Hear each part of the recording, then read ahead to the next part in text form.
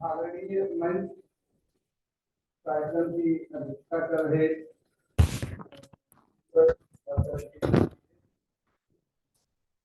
सामने सभागार में बैठे हुए में दुबे जी, पांडे सर, आनंद सर, सरा मैडम और मेरे प्रिय विद्यार्थी मित्रों, विषय तो मैंने चुना है रामदरस मिश्र की कहानियों में महानगरीय यथार्थ। इस महानगरीय यथार्थ में सुबह जो उद्घाटन वाला सत्र था उसमें बहुत कुछ मैंने सुन लिया और मैडम का भी बड़ा चुनाव देश है और दुबे सर ने तो पूरा उनकी हर मिश्र जी की हर विधाओं पर प्रकाश डाल दिया। तो बहुत कुछ कहने के लिए नहीं रह जाता है क्योंकि कहानियों पर भी दुबे सर ने बोला, उपन्यासों पर भी बोला, कविताओं पर भी बोला, गजलों पर भी बोला। तो बचा क्या? वही मैं गीता जी से बोल रहा था कि हम लोग क्या बोलेंगे, तो कुछ बचा ही नहीं है बोलने के लिए। तो फिर भी महानगरीय जो जीवन है उन्होंने दोनों तरह की जिंदगी जी है। शहरी जीवन से भी उनका पूरा सरोकार रहा है। दिल्ली में रहकर उन्होंने अपना जीवन का बहुत हिस्सा दिल्ली में गुजारा है और वहाँ की जीवन स्थितियों से, वहाँ की जो बदबूदार गलियां हैं, सड़ांध गलियां हैं, जो खोली है, जो हम यहाँ चाली कहते हैं जिसे, वहाँ खोली बोला जाता है, गोबर पट्टी वाला जो सिस्टम है, उस बेस पर आधारित या जो प्रदूषण है हमारा, जो महानगरों में जो मिले हैं, कारखाने हैं, उन कारखानों से उठती आवाजें हैं या कूड़े कचरों का जो ढेर जमा हुआ है, इन सब को उन्होंने अपनी कहानियों में उतारा है और बड़ी बारीकी से, बड़ी संजीदगी से उन्होंने लिखा है। उनकी कहानी मुर्दा मैदान है, उसमें भी उसका चित्रण उन्होंने किया है। हम कहने के लिए बस कह सकते हैं कि ये महानगर है और हम यहाँ बहुत सालों शौक से रहते हैं, बड़े शान शौकत से अपना रहने के लिए, खाने के लिए, लेकिन हकीकत यही है कि यहाँ गांव से कहीं ज्यादा पापड़ बेलने पड़ते हैं जीवन गुजारने के लिए। और इस सच्चाई को रामदरस मिश्र जी ने अपनी कहानियों में बखूबी दिखाया है। मैं प्रपत्र नहीं पढ़ना चाहता इसलिए भी कि समय का भी अभाव है, क्योंकि ये सब उद्घाटन सत्र के बाद ही होना था, लेकिन विलंब की वजह से ये बाद में हो रहा है। तो इसलिए अगर मनीष जी बाद में इसको पुस्तकाकार रूप में लाते हैं तो मेरा जो प्रपत्र है आप लोग उसी में देख लीजिएगा और मिल जाएगा। बहुत सारी कहानियां, जैसे कहाँ जाओगे आरंभ है, एक अधूरी कहानी है उनकी, और मुक्ति जो जिस पर दुबे सर ने सुबह चर्चा की, ज्ञान कुंज, पटाखे, पटाखे वही ध्वनि प्रदूषण को लेकर के पटाखे का उन्होंने उल्लेख किया है। दूरियां या पराया शहर शीर्षक कहानी का भी उन्होंने उसमें भी महानगरीय यथार्थ को चित्रित किया है। मैं के.एम. अग्रवाल महाविद्यालय हिंदी विभाग के अध्यक्ष डॉक्टर मनीष मिश्र भाई और प्राचार्य डॉक्टर अनिता मन्ना मैडम और महाराष्ट्र राज्य हिंदी साहित्य अकादमी दुबे सर का हृदय से आभारी हूँ कि उन्होंने मुझे अवसर दिया और मैं अपना प्रपत्र यहाँ प्रस्तुत कर सका। इसके लिए बहुत बहुत धन्यवाद।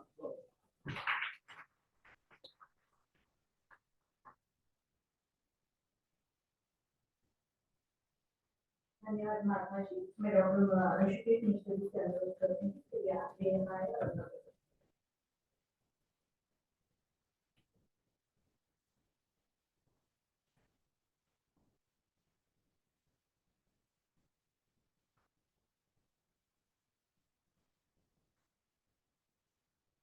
धन्यवाद मैडम।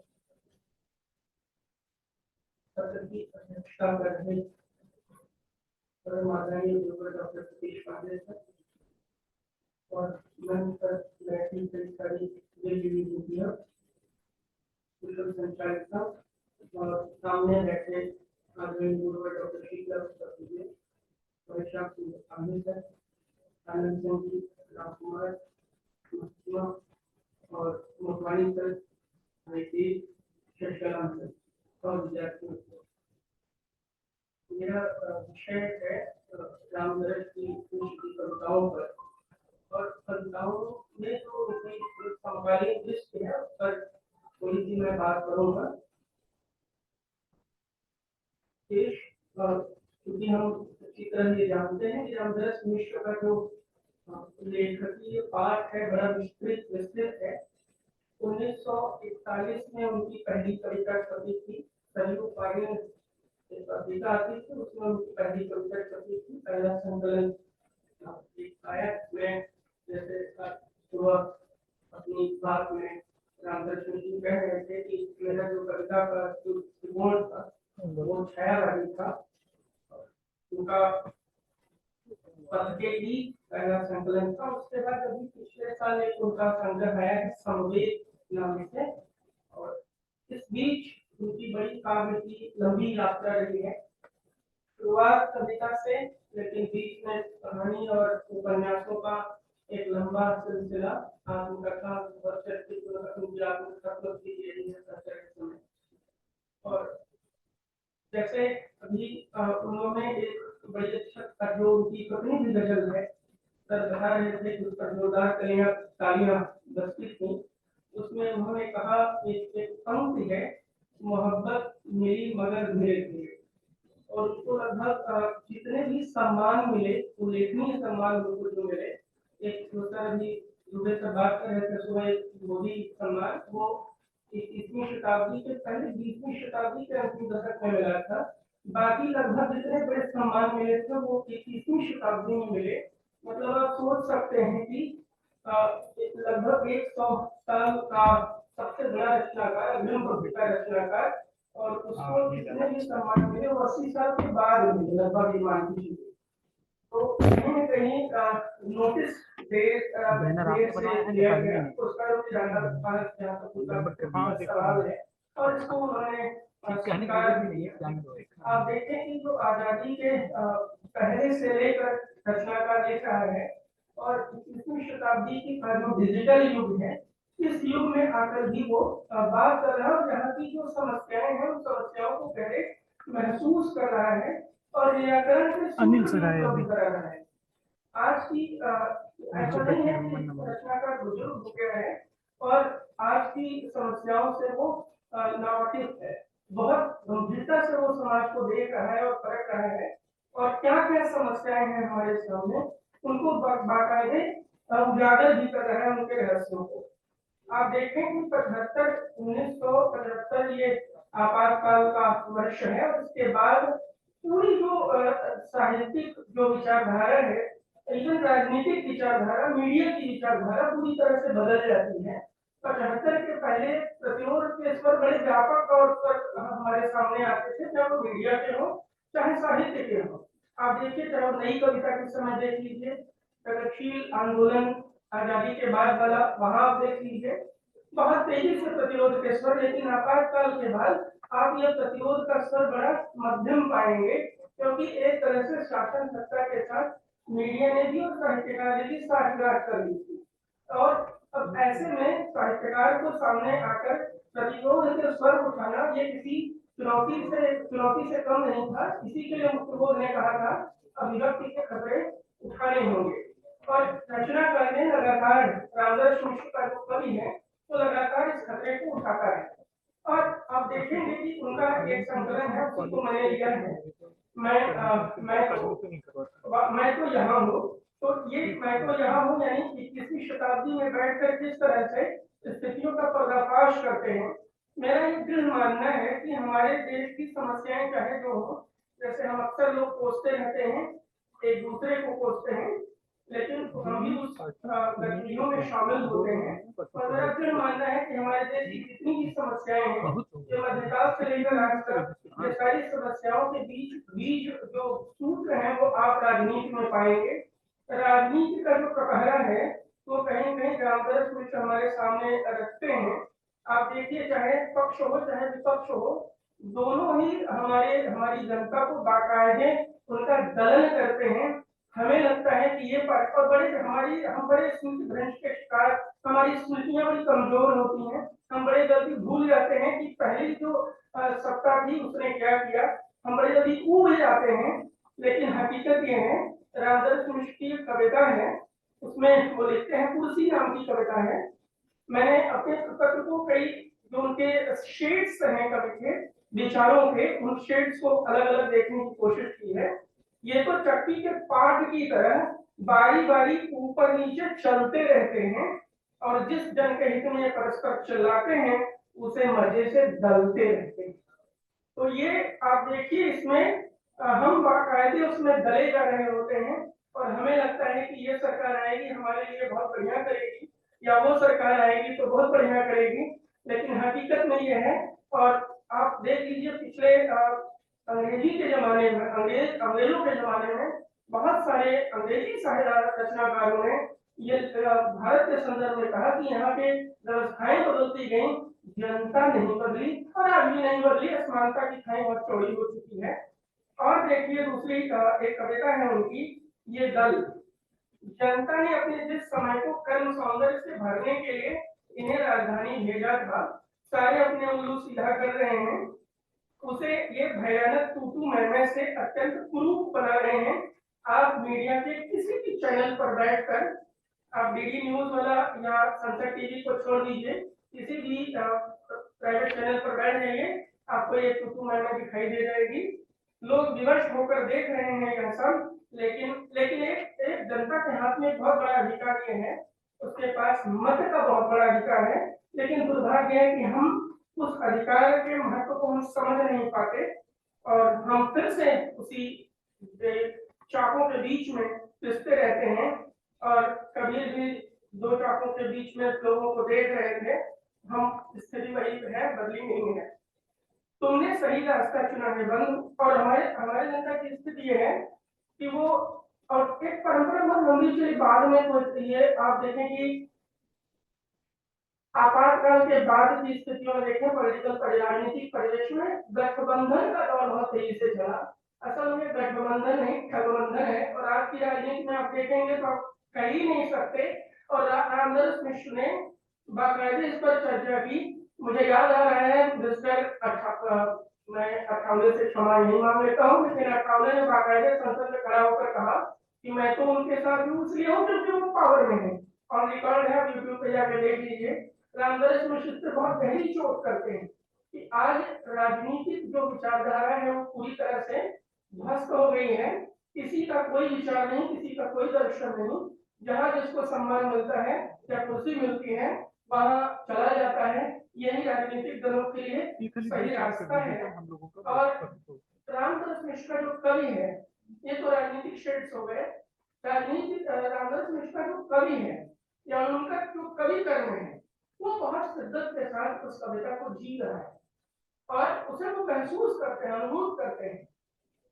अब वहां कवियों के मानवीय भाव स्वरों की लहरियां नहीं गूंजती, अब लेन देन वाली बाजारू बोलियां और बजबजाहट, बोलियों की बजबजाहट आप देखिए, ये साहित्य में भी महसूस कर सकते हैं।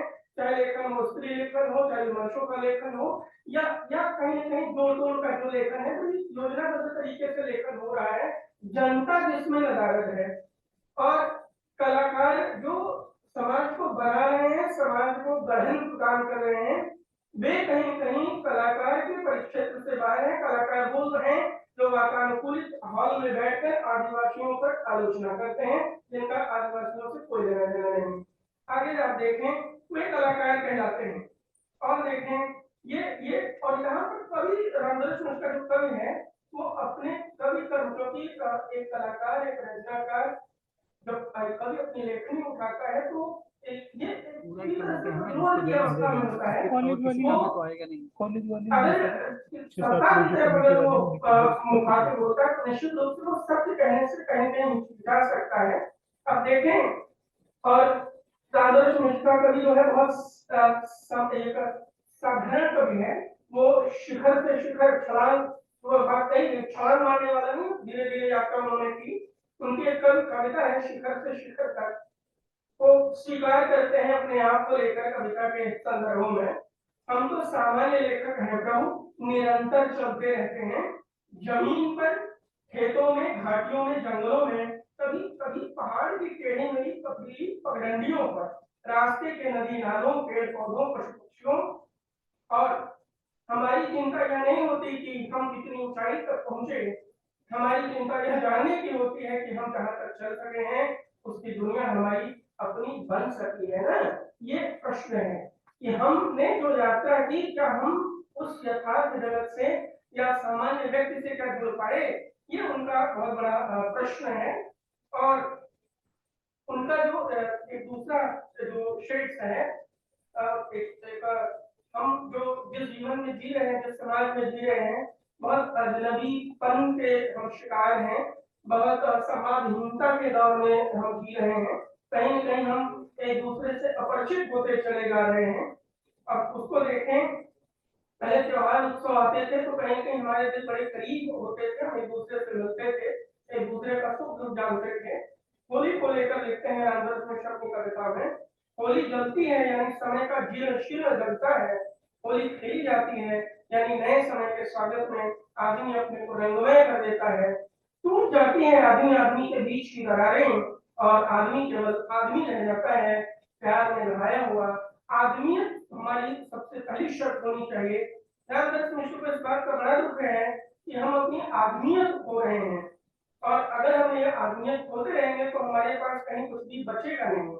और ये एक रचनाकार का उत्तरदायित्व भी होता है कि थोड़ी सी आदमियत हम अगर पैदा कर लेते हैं, और एक रचनाकार यही चाहता है कि समाज जैसा है उससे थोड़ा सा और बेहतर हो जाए, और ये उसकी कहीं न कहीं सबसे बड़ी विजय होती है।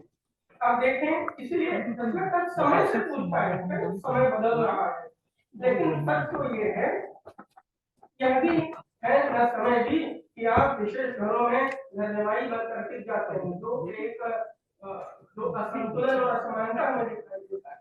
बल्कि यूं कहें कि आप उनके हाथों में दिख जाते हैं और आसपास के अनेक परेशान सोचते रहते हैं क्या अपनी निरंतर हो सकते हैं। सामान्य आदमी को संघर्ष ही करता रहता है। हम लोग क्या करते हैं एक उनकी एक कविता देखें, मंगाते हैं, किसी को कुछ ऐसा नहीं है। दर्शन को लेकर थोड़ा सा हम ईश्वर को लेकर आपस में प्रश्न करते रहते हैं। सभी कहते हैं कि ईश्वर एक, आपको खरीदना किंतु सभी एक दूसरे के ईश्वर पर प्रहार करते हैं।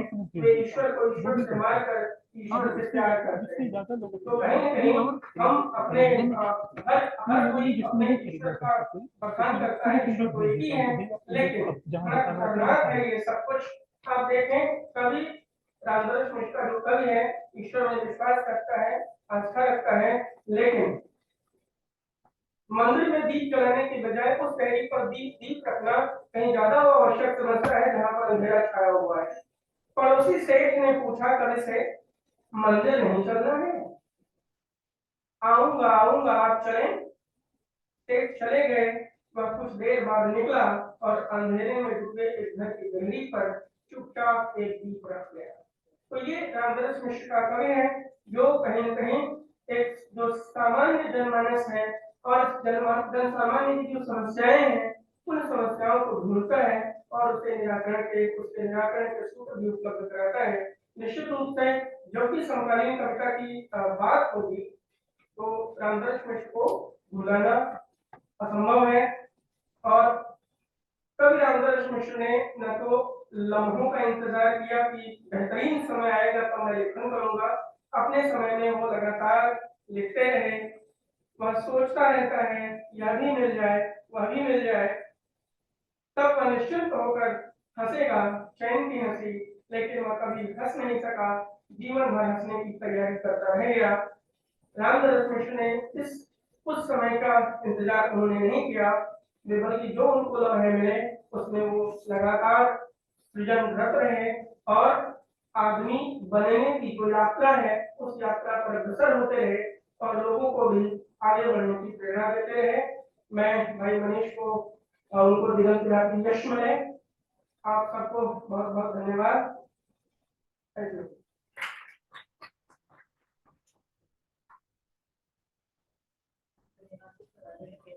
आप सभी को आने का अनुरोध है, आप समय रेखा में किसी को बहुत समय देता है, किसी को कम देता है। मैं आमंत्रित करती हूँ डॉक्टर संदीप प्रकाश जी को।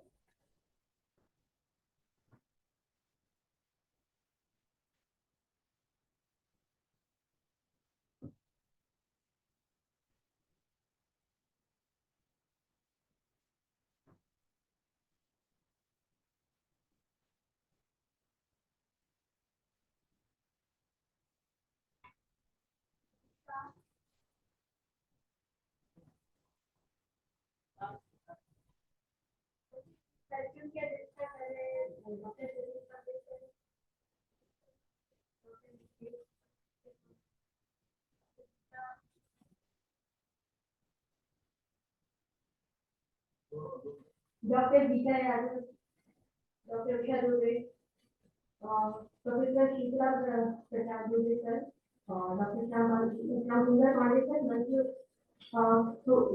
सभागार में उपस्थित अध्यापक और सभी छात्र छात्राओं, आप सभी का अभिनंदन। मेरा विषय है रामधरीश मिश्र के उपन्यासों के अभिव्यक्त स्त्री। क्योंकि काफी समय हो चुका है तो मैं समय सीमा का ध्यान रखते हुए काफी कम समय में 5 मिनट में चाहूंगी कि अपनी बात खत्म करूं ताकि बाकी लोगों को भी बराबर उचित समय मिल सके। रामधरीश मिश्र के उपन्यासों में जो स्त्री है वो एक तरफ परंपरा आबद्ध भी है और परंपरा से मुक्त भी है, परिवार की परिधि के भीतर भी है, परिवार की परिधि के बाहर भी है, ग्रामीण स्त्रियां भी है और शहरी स्त्रियां भी है। लगभग सभी वर्गों की, सभी तरह की स्त्रियों का उन्होंने अपने उपन्यासों में वर्णन किया है। समाज की रूढ़ियों में जो डटी हुई है और समाज की रूढ़ियों से जो कुछ तोड़कर जो कुछ को मुक्त कर रही है।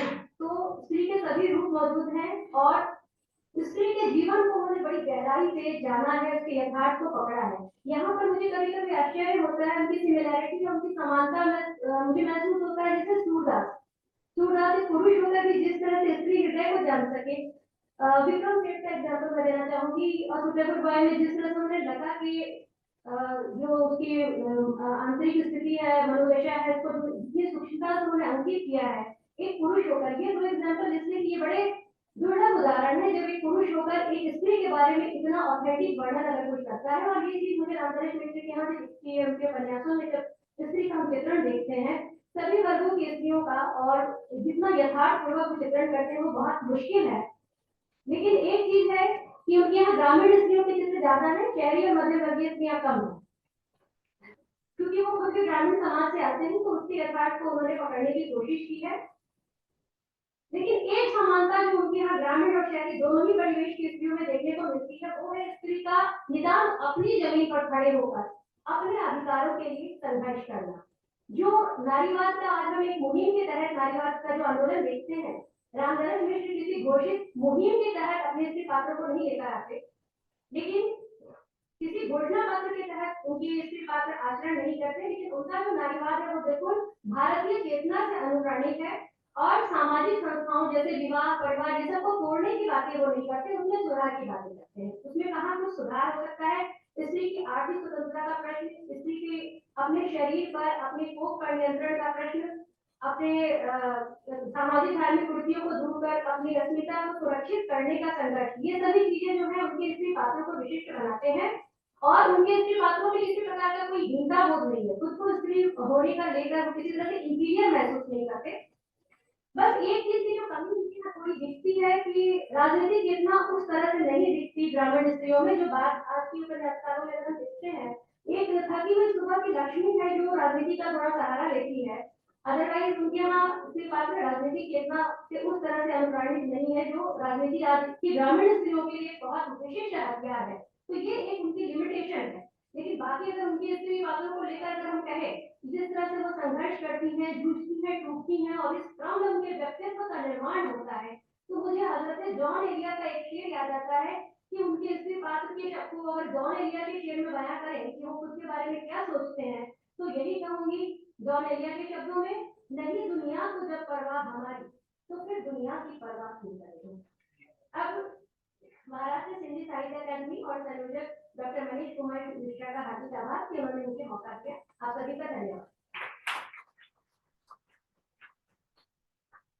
बहुत बहुत धन्यवाद सभी है। मैं आमंत्रित करती हूँ डॉक्टर मिथिलेश शर्मा।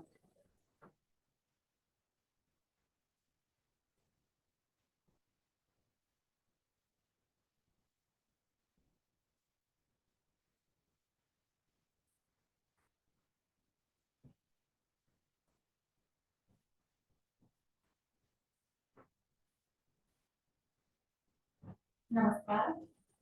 मंच पर आसीन सभी विद्यार्थी और मेरे बड़े भाई श्री खान जी सामने और सभी मेरे मित्र और सभी विद्यार्थी सभी का नाम नहीं समय चला जाएगा। पहले धन्यवाद है कि मनीष भाई को जिन्होंने मुझे रामधरीश मिश्र को एक बार अच्छी तरह से पढ़ने का अवसर दिया। रामधरीश मिश्र के उपन्यासों में बड़ी महानगरीय समस्याएं मैं सभी समस्याओं के सिर्फ नाम दूंगी, उनके बारे में बताऊंगी नहीं। आजादी के बाद वैज्ञानिक प्रगति के चलते व्यापार के क्षेत्र में दिन दूनी और रात चौड़ी उन्नति हुई। नित नए कारखाने खोले गए, जिनके कारण अनेक निर्माताओं का जन्म हुआ, मजदूर भी आए, नए संघर्ष का भी जन्म हुआ।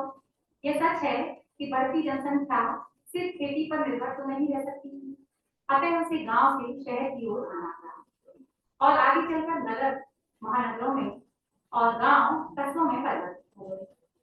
मनुष्य स्वभाव से अपनी और अपने परिवार की जरूरतों का पूरा ध्यान रखता है और इसलिए धन भी कमाता है। काम की खोज में उसे गांव छोड़कर शहर जाना पड़ा, महानगरों की ओर दौड़ना पड़ा। ऐसा नहीं कि महानगरों में कोई समस्या नहीं है, बल्कि उसे जीवन भर अनेक समस्याओं का सामना करना पड़ा। उनका उपन्यास दूसरा घर जो मैंने बहुत अच्छी तरह पढ़ा, उपन्यास रहे हैं ज्यादा, तो दूसरा घर में वो कहते हैं, रामचंद्र जी लिखते हैं, दो घरों के बीच फंसे इन अनंत लोगों की अनंत कथाएं हैं। बहुत कम लोग जो अपने गांव वाले घर से निश्चिंत हैं, नौकरी के बाद अधिकांश को तो अपने गांव ही लौटना है, इसलिए वे लगातार उस गांव से जुड़े होते हैं, जुड़ते जाते हैं और जीवन भर यहाँ और वहाँ की समस्याओं में फटकाते हैं, उलझते हैं, निकलने के लिए फटकाते हैं और ऐसी ही तमाम जिंदगियां बीत जाती हैं। बढ़ती जनसंख्या महानगरों की मूल समस्या है, इसके फलस्वरूप अन्य समस्याएं भी जन्म लेती हैं, जैसे आर्थिक विषमता की समस्या, गुंडागर्दी की समस्या। महानगरों की भाग दौड़ वाली जिंदगी में आम आदमी की जो पारिवारिक सुख शांति है वो तो पहले ही नष्ट हो चुकी है। बहुत ही सुखों के पीछे वो लगातार दौड़ता रहता है। समाज में अनेक बुराइयों से ग्रसित भी होता है। गांव में रहने वाले लोगों को लगता है कि शहर के लोग बहुत सुखी हैं, पर ऐसा है नहीं, नहीं है। अभाव यहाँ भी है। इस संदर्भ में रामचंद्र जी कहते हैं, लोग समझ रहे हैं कि शहर का अर्थ होता है समृद्धि, लेकिन गरीबी और तकलीफ के रूप में इसका शहर में गाँव में नहीं। शहर की समृद्धि पूरे लोगों की बड़े बड़े व्यापारी हैं, वकील हैं, डॉक्टर हैं, इन्हीं का है। बाकी लोग तो शहर के हैं और शहर के कितने हैं इसके लिए शहर न जाने कितनी तरह से इन्हें नाच नचाता है। गाँव में कुछ खाते पीते लोग हैं, कुछ अभाव, यहाँ तो अभाव के न जाने कितने कितने चेहरे हैं। नौकरी की समस्या बड़ी समस्या है। आजकल जिस तरह लोग पढ़ लिख कर शहरों और महानगरों में हो रहे हैं, तो नौकरी की एक बड़ी समस्या है। रात के सफर में उसका जिक्र है। मकान की सबसे बड़ी समस्या है। सभी समस्याओं के बारे में लिखा है, नहीं बोलूंगी। झुग्गी नौकरियों की समस्या है। हर दिन लोग गांव से शहर की ओर आ जाते हैं और अपनी झोंपड़ी डाल लेते हैं, फिर कोई नौकरी की तोड़ता है, फिर कहीं और बसते हैं, यही लगातार चलता रहता है। ज्यादा लोग आने से यहाँ पर ज्यादा यातायात के साधन भी है, ये ध्वनि प्रदूषण की समस्या भी यहाँ पर ज्यादा है। यातायात की समस्या भी बहुत गंभीर है। हर जगह देखो वहाँ कतार लगी रहती है। बिना दरवाजे के मकान की दीपा कहती है, बस के इंतजार में 1 घंटा हो गया बैठी हुई है। बस आने के बाद लोग चढ़ रहे हैं और चढ़ी तो भी सीट भी नहीं मिली। लाइन तोड़ने वालों को कुछ लोग गालियां देने लगे। इसी संदर्भ में मिस्त्री जी ने कहा, आखिर बस में लटकना ही था तो घंटे का पहले लाइन लगाने का क्या फायदा था। इस तरह बहुत सारी यातायात की समस्याएं हैं। राजनीतिक अव्यवस्था और तस्करी की समस्या भी दिखाई देती है। रोटी कपड़ा आर्थिक शोषण की समस्या सबसे बड़ी समस्या है, जो उत्तर कई जगह उन्होंने कही है कि भूख से अपमान पर फटी फटी आंखें, फटे हुए आंचल, फटी हुई धोतियां, फटा हुआ वर्तमान और फटा हुआ भविष्य और फटा हुआ द्वार और वह और वहां उसे भी तो इस बाढ़ से निकल लिया। बद्री भैया को ही नहीं, उसे भी करते हुए रह जाते हैं। इस तरह तमाम समस्याओं का जिक्र उन्होंने किया है। आबादी की जो समस्या है दिन प्रतिदिन बढ़ रही है और शहरों में आ रही है। शहरों में जगह नहीं है, ना ही नौकरियां हैं, ना रहने को मकान है। बैंक में जाओ, पोस्ट ऑफिस में जाओ, कहीं भी जाओ, हर जगह लाइन है। ये सारी समस्या हमें यहाँ पर दिखाई देती है। युवाओं में बढ़ती फैशन तरक्की की समस्या भी है। भ्रष्टाचार और मिलावट की समस्या भी बहुत कुछ यहाँ पर दिखाई देती है। और वैसे वो धीरे धीरे जबकि गांव भी कस्बों में परिवर्तित हो रहे हैं, तो वहां भी पहुंच गई है। प्रस्थापितों की ओर से विस्थापितों पर अन्याय की जो समस्या है वो भी दिखाई देती है। मैं अंतिम समस्या को बोलूंगी, भाषावाद और क्षेत्रीयवाद की समस्या। महानगरों में बढ़ती जनसंख्या वहां के प्रशासन की सबसे बड़ी समस्या होती है। अलग अलग प्रांतों से आने वाले लोगों की बोली भाषा तो अलग अलग है ही, उनकी समस्याएं भी अलग अलग प्रकार की हैं। स्वतंत्रता प्राप्ति के बाद भारत एक संघ बनाया है, और हम सब एक हैं का नारा लगाया गया। साथ ही शुरू हुआ रोजी रोटी की तलाश में महानगरों में आगमन। आजकल विस्थापित लोगों में भाषावाद व क्षेत्रीयवाद जैसी समस्याएं एकदम सामने हमारे खड़ी हुई हैं।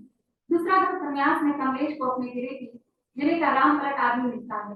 वैसे हम सब जानते हैं हमारे राज्य का कोई व्यक्ति हमें मिलता है तो हम गले मिलते हैं और बहुत खुशी होती है। वैसे ही यहाँ पर कमलेश को अपने जिले का राम पलट आदमी मिलता है। कमलेश का मन हुआ उससे निकट जाऊं। घर बार की बातें करते हुए कमलेश के मन में घर के प्रति अजीब तेज बढ़ाया। इस संदर्भ में मिश्र जी कहते हैं, शंकर के माध्यम से क्षेत्रीयता भी एक अजीब चीज है भाई। अपने क्षेत्र का आदमी वही काम करता है तो ठीक लगता है और दूसरे क्षेत्र का आदमी करता है तो गलत लगता है। यह एक भयानक दोष है जो समाज में व्याप्त है। अब राजनीति की लड़ाई का मुख्य आधार बनता जा रहा है। राष्ट्रीय एकता का नारा लगाने वाले क्षेत्रीयता के संस्कार में तिल भर भी नहीं अट पाते और उनकी राष्ट्रीयता की लड़ाई क्षेत्रवाद के मोर्चे से होती है। इस तरह डॉक्टर गौतम और पद्मा वासनी के बीच हिंदी और अंग्रेजी की बहस के माध्यम से भी क्षेत्रीयवाद और भाषावाद को दर्शाया गया है। इस प्रकार रामदर्श मिश्र जी ने महानगरीय समस्याओं को बड़ी सहजता से अपने उपन्यासों में वर्णन किया है। क्योंकि मैंने दो ही उपन्यास पढ़े हैं इसलिए मुझे सबसे ज्यादा दूसरा घर दिखाई देती है और लोगों का महानगरों के प्रति जो चुनौती आकर्षण है जिसके तहत लोग गांव से महानगरों की ओर भागते हैं और महानगरों में उन्हें किन किन समस्याओं का सामना करना पड़ता है इसका सभी चित्रण उनके उपन्यासों में देखने को मिलता है। एक तरफ महानगरीय आकर्षण, बढ़ती जनसंख्या, फैशनग्रस्त जिंदगी, महंगाई, बीमारी, भ्रष्टाचार, प्रदूषण, गंदगी, भौतिक सुखों के पीछे दौड़ते लोग और नौकरी की समस्या बड़ा ही सटीक वर्णन किया है। गांव और महानगर के जब हम वर्णन करते हैं स्थिति को ऐसा लगता है कि इसका वास्तविक चित्र हमारे सामने निकल आ गया है। मैं यहाँ के आयोजकों को, विशेषकर मनीष भाई, साचार और व्यवस्था में जुड़े सभी लोगों को और महाराज हिंदी साहित्यकार भी और डॉक्टर सीता देवी को, आप सभी को आप धन्यवाद देती हूँ कि आपने मुझे रामदर्श जी को पढ़ने का अवसर दिया। धन्यवाद। धन्यवाद। Thank you.